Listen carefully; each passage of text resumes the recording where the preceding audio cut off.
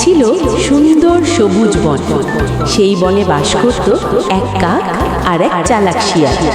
একদিন কাকটি কোথা থেকে এক টুকরো পনির পেল। সে খুব খুশি হয়ে গাছের ডালে বসে পড়ল। কাক মনে মনে ভাবল, আজ বেশ মজার খাবার জুটেছে। ঠিক তখনই নিচ দিয়ে হেঁটে যাচ্ছিল এক চালাক শিয়াল। কাকের মুখে পনির দেখে তার লোভ জেগে উঠল। শিয়াল ভাবল, জোর করে নিলে হবে না, বুদ্ধি খাটাতে হবে।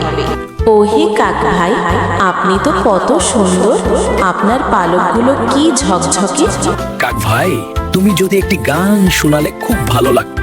কাক গান গাইতে মুখ খুলতেই পনিরটি নিচে পড়ে গেল। ধন্যবাদ কাক ভাই। কাক মাথা নিচু করে দুঃখে বসে আছে। কথায় কখনোই বিশ্বাস করা উচিত নয়। এই গল্পটি ভালো লাগলে বন্ধুদের সাথে শেয়ার করো।